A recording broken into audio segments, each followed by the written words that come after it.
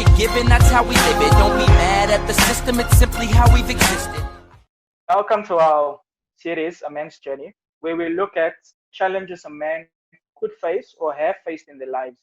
We will showcase and speak to men that were faced with these challenges, either by growing up in a community where there's no future because of stigma, or a single parent home. Welcome, my name is Mo. Thank you for joining us today. My name is Seppo. Today we have Wayne Jacobs with us, self-made entrepreneur. Wayne will be telling us a bit more about himself today on the show as to what he's been doing throughout his life, how he came to start his own business and such. Thank you for joining us on the show today. Thank you. So we have introduced you as an entrepreneur, self-made entrepreneur. Please do tell our viewers a bit more about yourself, Wayne. Okay, so as you guys know, my name is Wayne. I'm from a place called Ocean View in Cape Town. I moved recently to Johannesburg to partner up a business with a friend of mine. The company is called Extreme Dance Away. But I've been an entrepreneur all my life. I can remember selling socks and all sorts of stuff since my childhood. So, and I've been an entrepreneur, like I said, for over 20 years now. Our business is based in Boksburg, and we do paintless dent repair. So if your vehicle has experienced hail or minor dings or that sort of stuff, then what we do is we take out those dents from your vehicle, and obviously the hail, if the hail has damaged your vehicle and the paint is not damaged on there, then we take it out. We also do some vehicle polishing, and and we also do headlight polishing and all sorts of stuff that can make your vehicle look nice again. Like if your vehicle is aged, or if it's a new vehicle, that sort of stuff. So depending on how you like your vehicle or how you love your vehicle.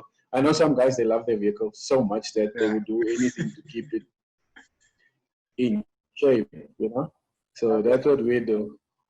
Nice. Yeah. So Wayne, this story is, or this series is about a man's journey. We look at the journey or background of people, and we want to showcase the in-between, not just the end market, basically. What everybody see, the nice cars, the nice house, that type of motivation. We want to showcase, it doesn't matter where you come from. We want to showcase where you can end up. Yeah. So, Wayne, tell everyone a bit about your background. We look at people, everybody look at, oh no, I come from a broken home, I come from this home, I can't achieve something in my life. You are proof, like they say, proof is in the pudding. And now they want to know how to make that pudding. So Wayne, tell us a bit about yourself, like your story, so that you can be testament for the next person. Yeah. So yeah, my journey started when I was born, basically. Like I said last time we spoke, I was born in and raised by various people, different families, because when my mother fell pregnant with me, she was very young, and I wasn't wanted by her, so I was sent away to various homes and uncles and aunts to live with. And I wasn't wanted by her, I think, not because she didn't want the child, it's because maybe she wasn't ready for the child. So she pushed the child to the side. And as an unwanted child, you tend to feel your parents. You tend to feel that, look, I'm not the child that my mom wants, and she was a single parent at the time, fell pregnant. We came to this conclusion that I was born out of a one-night stand. So you guys know what a one-night stand is. It's like when you meet someone for the night and you had intercourse with that person fell pregnant, you went away, you disappeared, you don't even know that you made someone pregnant. Yeah. And now the woman sits with the with the child, and she is now young and she doesn't want the child, and the child is just pushed around to everybody else in the world. But as I grew older, I started realizing, I was asking God, but why me? Why am I going through all of this? Why am I living with this one, and then I'm living with that one, and then this one kicked me out of the house, and then that one says, no, you're not good enough to stay here. So as I grew older, I had to make a decision as to what I want in life. Yeah.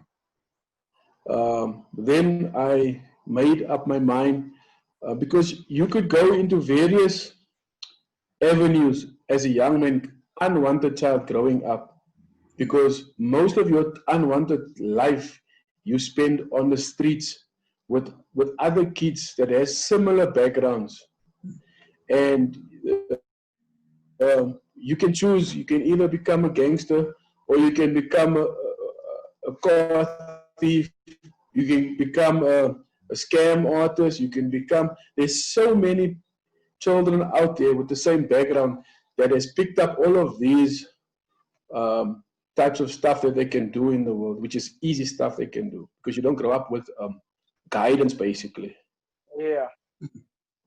So I then got saved in 1997, and then I had a father. In 1997, I only started having a real father, which is God, who came into my life and became my father and started directing me in the way that I should go as a young man. I think I was at the age of 20, 27 or 20, around there, 28, 20, yeah, 27. Then God spoke to me and said to me, if they don't want you, I want you. And I accepted it. I accepted his love because I was always basically looking for love elsewhere with other people. I always found myself in other people's homes and amongst other people, never amongst my own, because I didn't know what it was to have your own. Yeah. You know? So that's my story that I grew up with.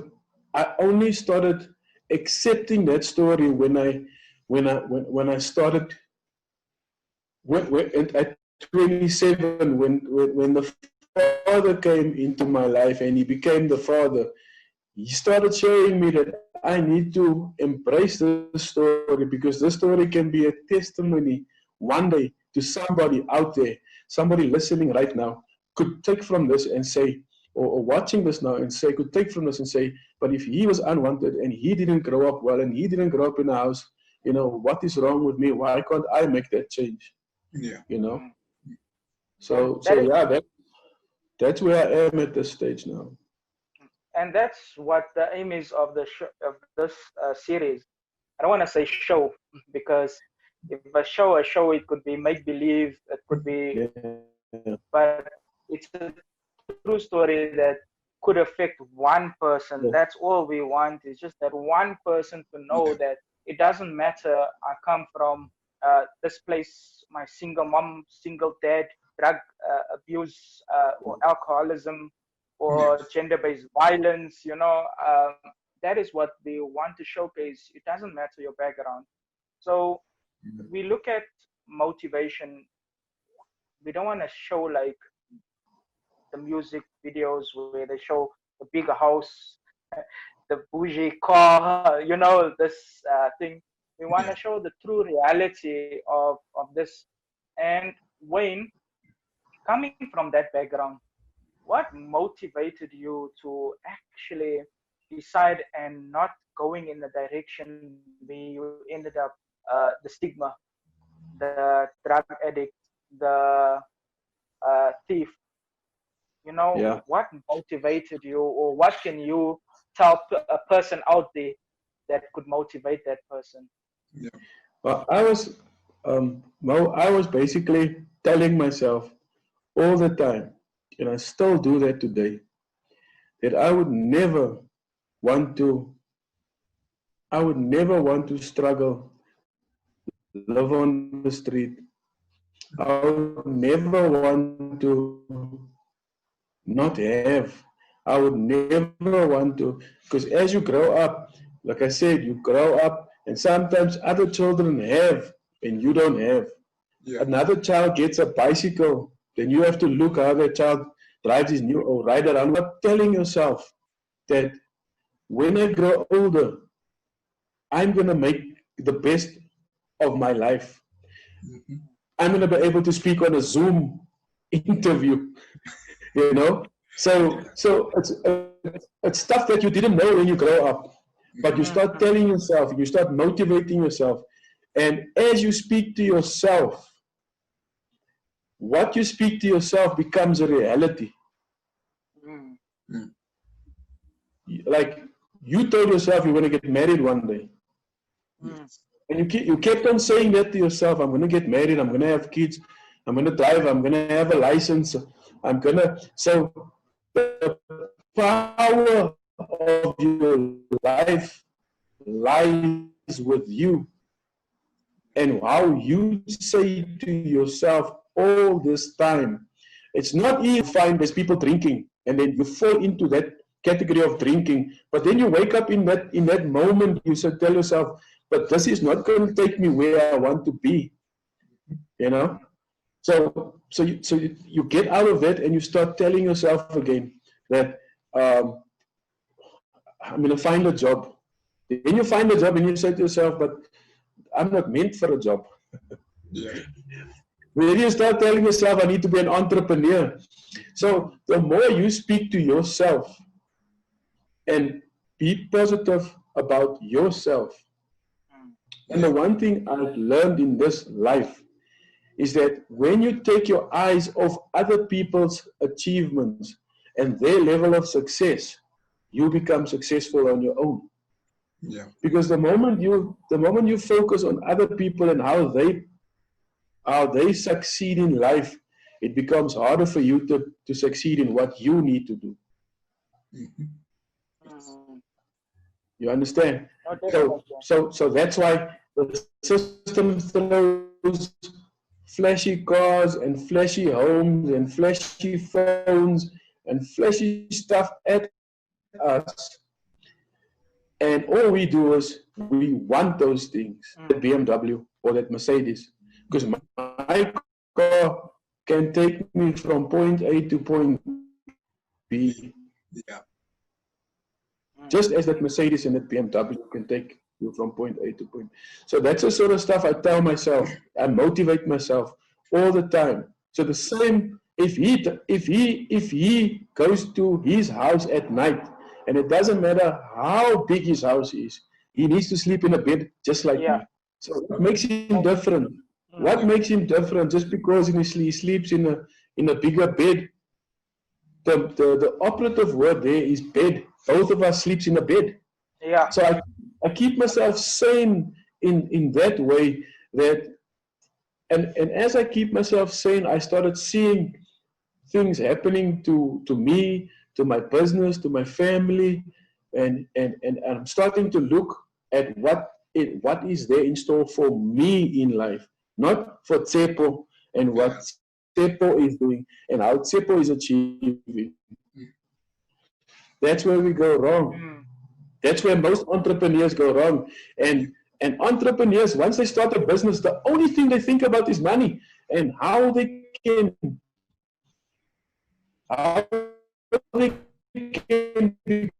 become millionaires and how they can become a chief and stop focusing on business all the time. There's a saying that says there's no sleep for the wicked. Why do you want to be wicked? Why not just sleep? Yeah. Definitely. So that is how I focus my life on. And yes, I've had dinner in a mansion before. I slept in a very nice bed before. I drove in the latest BMW and Mercedes Benz before.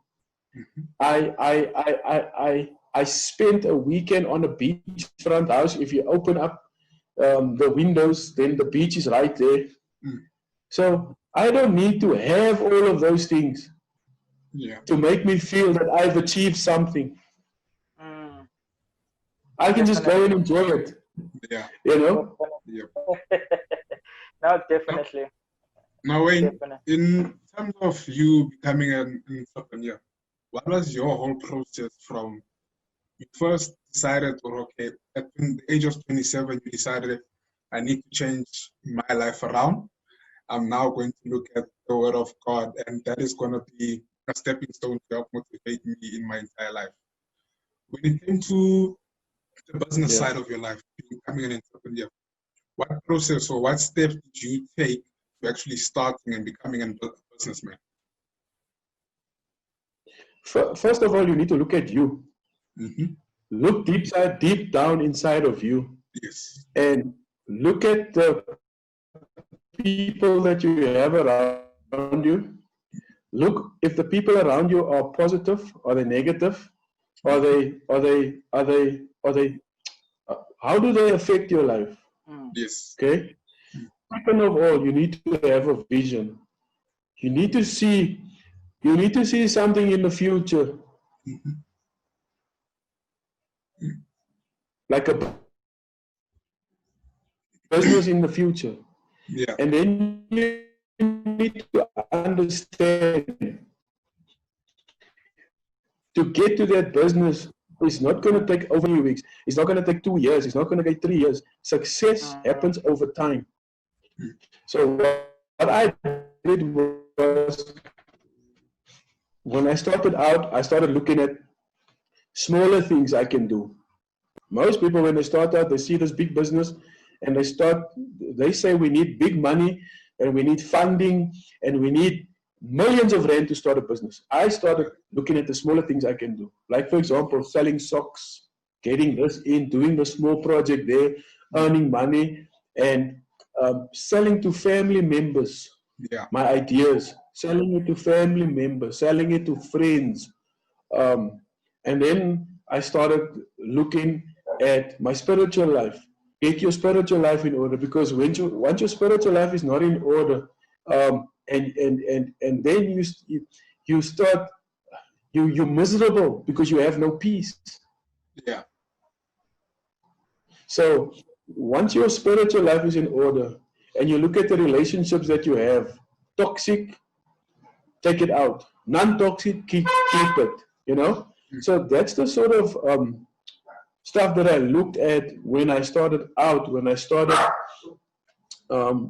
out as a young entrepreneur, businessman, wanting to survive, wanting to, well, it was basically just wanting to survive at that time. Yeah. But then it becomes bigger, where you need a house, you're getting married, and you're getting a partner, and the partner has a vision for this house in the mountain and all of those things. So you have to keep yourself sane, and you have to keep the partner as well.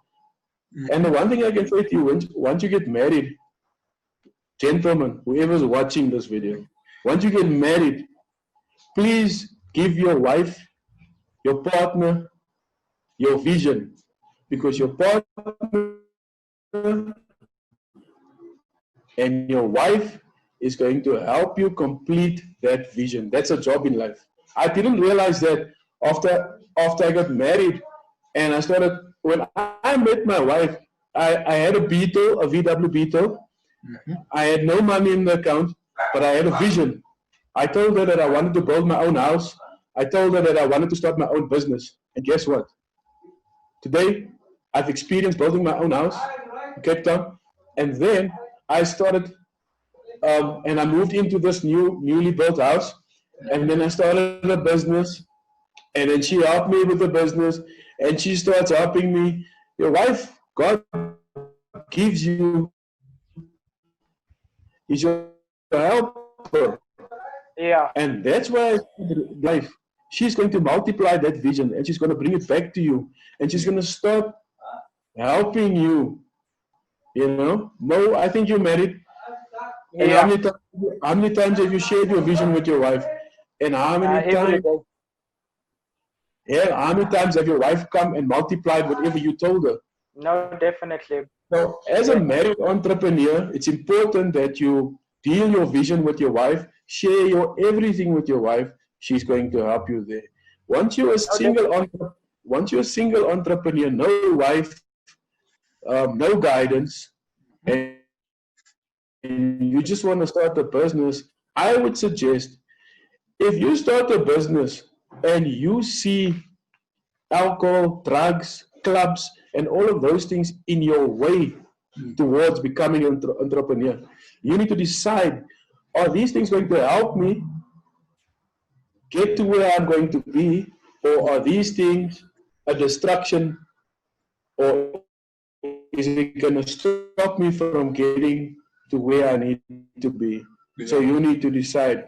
As a young woman, you need to decide, is a pregnancy going to help you, or is it going to cripple you? Is having a permanent relationship with a boyfriend going to help you, or is it going to cripple you? So Yeah. these are the things that you need to look out for. Yeah. Being a married man, when you actually touched on something there. You know, especially during this time of COVID, this whole lockdown and everything, what advice can you give a young couple or somebody that has recently married, especially because we know you don't really know a person till you live with a person, and lockdown you're actually really living with a person. What advice can you give that young man out there and say, what advice would you give that young man, that young couple actually, not just young men, out there during this COVID to survive? Well, to the young man, I can only say that he should keep on loving his wife. And it doesn't matter what COVID, the world, the system, life throws at us as men. The one thing that we do, if the one our wives, and I can tell you now, as a man, a woman is not interested in worldly possessions. A woman wants to be loved. And if you don't know what love is, go to 1 Corinthians chapter 13. It gives you a description of love, you know. And Yes. then for the woman, I would say, if you're married and you're stuck in a house with your husband, newlywed, I want to say to you, be patient with your husband. I want to say to you, submit to your husband. And it doesn't mean that you have to do everything that he asks you to do. Submitting, it means whatever your husband or life gives to you, you basically submit it to your husband. You share it with your husband. Because women are basically other species, they their life is based on feelings. As men are thinkers. Men, from my personal experience, I'm married for 13 years now, and I'm telling you, for 13 years, it's been like that, where I notice my wife she is based on her feelings. She speaks out of stuff, and I think out of stuff. So I would say to the wife, even though you think or you feel that your husband is not going to listen to you or is not going to understand you, still speak to him. Still give him your feelings. Still tell him what's bothering you.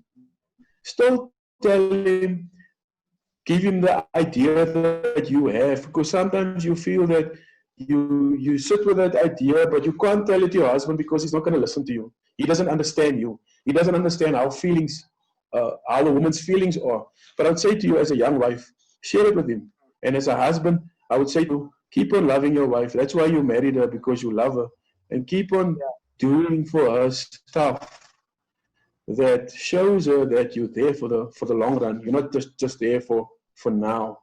Yeah, no, definitely it's important. That's one of the main things. Like you say, where you talk in the Bible, the Quran, there's so many things there where they talk just love. Everything, God is love. So Yes. we need to actually show that love, to your wife, same wife to the man.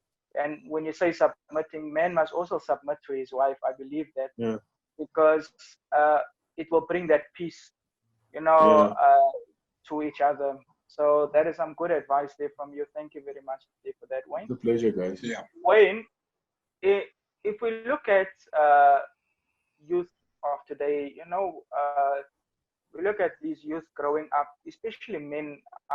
I'm going to touch on this because it's a topic where we talk about gender-based violence, where men are abusing the women, or it's actually also where women abuse men. You don't hear a lot of them to the police station because he gets called a name. But what advice or what can you tell a person? I saw my father beat my mother, so I'm thinking that I need to do it also. So what advice or something that you can share with this person and say, you know, please stop this thing? Well, that's a very sensitive topic that you picked up there, Mo, because I grew up in a house where my mom was abused. As I said, when she met this guy, my stepfather, she already had a child, and she was drinking and she was partying and she was, and he wanted to bring her in line. Mm.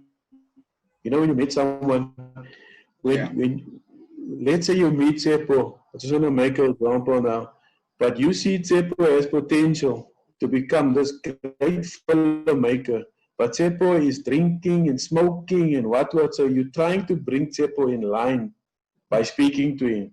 Now, speaking doesn't help. Then you start lifting hands, and then you start using your feet, and then you start using, and so that's the relationship that I saw all my life. Though I didn't stay with them most of my time, but whenever you see your mom, you see that, or whenever you're there with your mom, you see the violence happening in the home, you know. So my stepdad he was using mandrakes at the time, and he was I would say he's a very hurt person because he was rejected by his family. Back then, the Muslims, if you have a Christian girlfriend, they write you off. And they write you off completely. Now, he was written off and he was he took it very hard and he started using mandrakes, and that's where he started abusing my mom.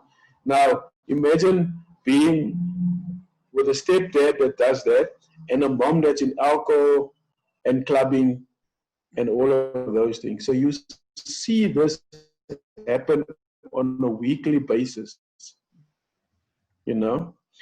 So for me, like I said, in a way to that person experiencing that, I would say to you, keep on telling yourself that it's going to get better. Keep on telling yourself that there's no use for you to do what your father is doing. Keep on telling yourself that you're going to be a better man. Keep on telling yourself that you're going to meet someone that you're going to love and that you are going to respect. Because that's what I told myself all my life. I told myself that I'm not going to get married to a wife that drinks and smokes. As God is my witness, today my wife despises alcohol and she doesn't like smoking. She hates smoking. So the more you encourage yourself as a person that have experienced those things, Yeah. the more you tell yourself that I'm going to find someone that I don't need to lift my hands for, you know. So it's all about if you're living in a house where those things are happening. Unfortunately, I cannot say to you what to do at that time because I didn't know what to do at the time when it was happening. Most of the time, I would be crying, and that's it, you know. But I couldn't beat my stepfather. I couldn't do anything to him because he was older than me, you know. So if you are in that situation, I would say to you, the best thing that you can do is just motivate yourself. You mustn't be Motivate yourself. disappointed. Yeah, and don't accept it. Don't accept it that that's the way it should be. That's the way that's the way my father treats my mother. And yes, it's gonna be me. And if your father drinks a lot, tell yourself that I don't have to drink the way he drinks. Yeah, Your no, mother definitely. is a chain smoker. Tell yourself, I don't need these things in my life. Mm. Yes. You know? No, definitely, definitely. That's a good. Uh, it's actually a topic of today. In today's life, this gender-based violence, and it's always a cycle. But we trying to break that cycle. We want Yeah. to showcase that look here, there's people that comes from this background. You don't have to fulfill that same footsteps of your father or Yeah. your ancestors. Um, I can talk about this. It's a very sensitive topic uh, because we all have that personal experience behind it.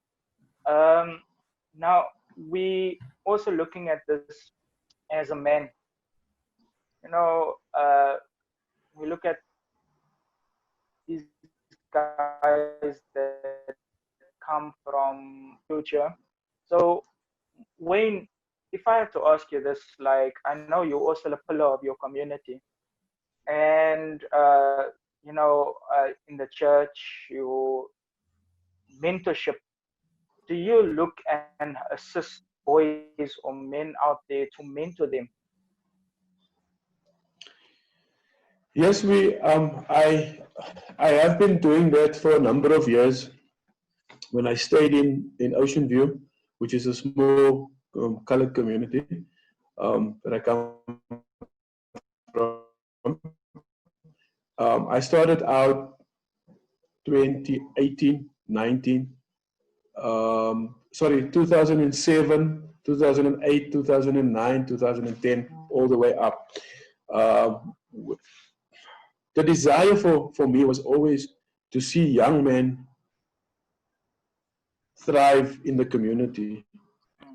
And whenever you meet someone and you mentor someone, and I've mentored so many young men already in my community. Today, when I look at them and I see the success that they've become, I actually feel proud.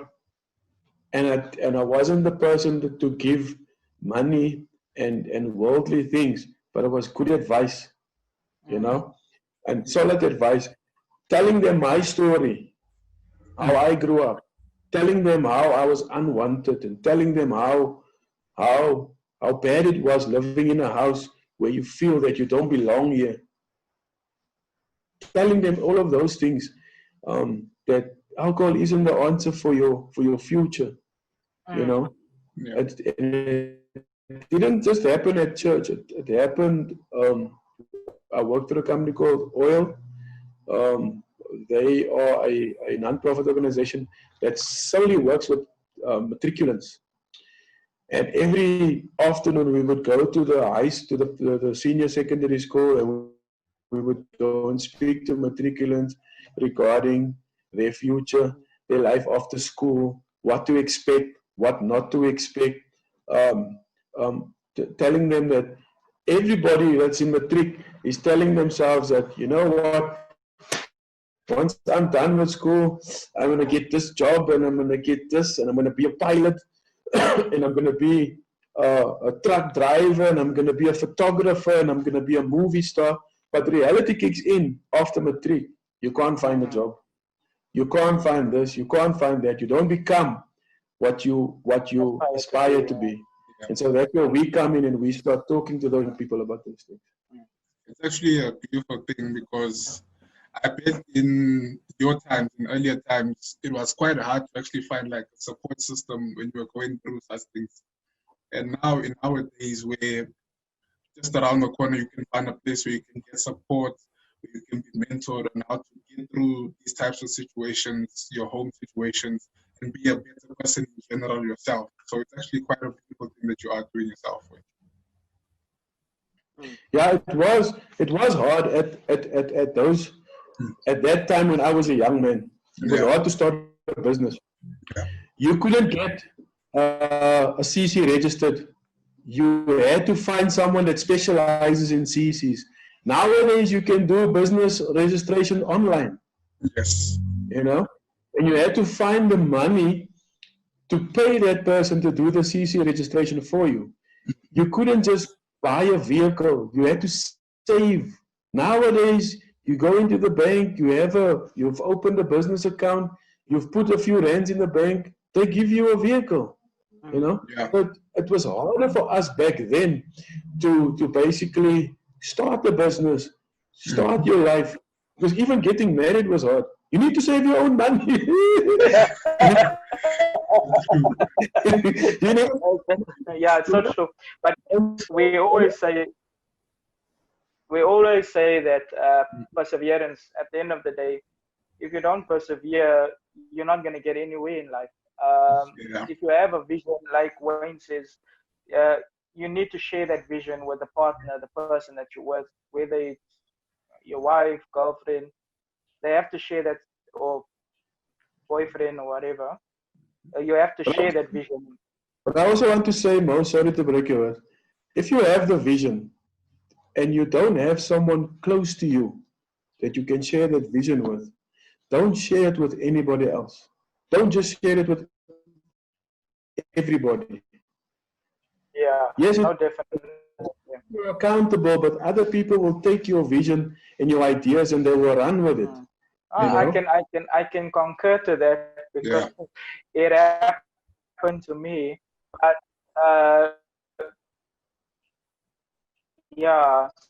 so Wayne, what advice can you give a young man today? I can say to today's youth, young people of today, young men of today, whatever you perceive in life, you can achieve. Whatever you perceive, you can achieve it. But everything that you're going to take on is going to need you to persevere, number one. And you need to have patience, number two. And also you need to understand success is not measured by other people's stuff, your success. And you also need to understand that success doesn't happen overnight or over a week or over a month or over a year. Success happens over time. So it could be 5 years, it could be 10 years, it could be 15 years. Because nowadays, you have a vision, you have a business idea, 3 days later, everybody else does it. Yeah, definitely. Wayne, if somebody would like maybe to mentor you or even for your business, how can they get hold of you? Via email, social media networks, not your phone number, because we don't want you to get in trouble if some woman starts messaging you in 2 a.m. So if they're looking for maybe somebody to mentor them, or if they have maybe some business that they would like to talk to you, how can they get a hold of you? They can email me on my business email address. It's info@extremedenseaway.com, or you can catch me on Facebook. I have a Facebook page. You can just go put in my name there, and it will Wayne Jacobs, and it will appear on Instagram or Twitter, and it's all under my name. But the email, you said I mustn't give my phone number, so I won't do that. You can actually, if you want to, if you feel comfortable. No, I'm fine. I'm fine with that. You can call me on 082-637-8427. That's my cell number. Alternatively, you can call me at my office at 011-872-1972.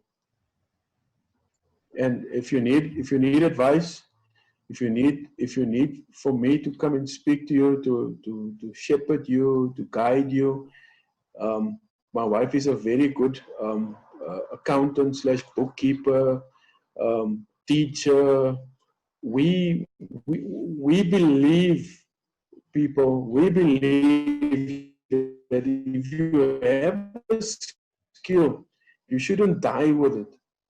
Yeah. It should be transferred to someone else. So I've been in sales and marketing for many years, in business for many years. So should you require any advice from us, you're welcome to give me a call. You're welcome to email me or set up a meeting with me. I'm happy to do that. Thank you very much, Wayne. Thank you for joining us on a man's journey. A pleasure. Yeah, we really do appreciate having you today with us.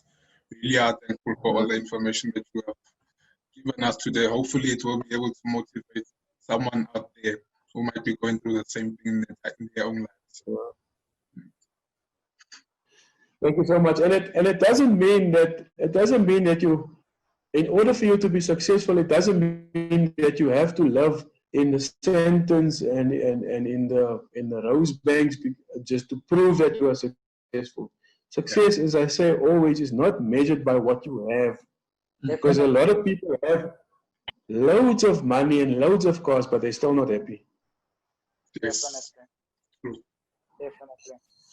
So thank you to our viewers. Thank you, Wayne.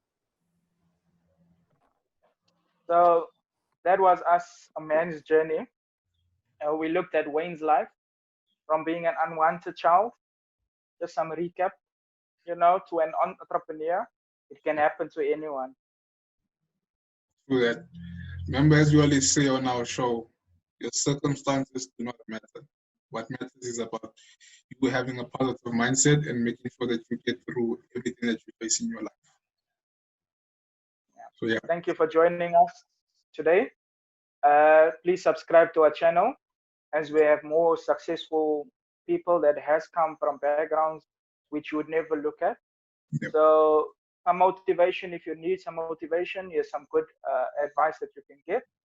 Or if you are in a depression or whatever, I think this could help you out. If you think that your life don't matter, you matter to everyone. Thank you for joining us. Have a good one.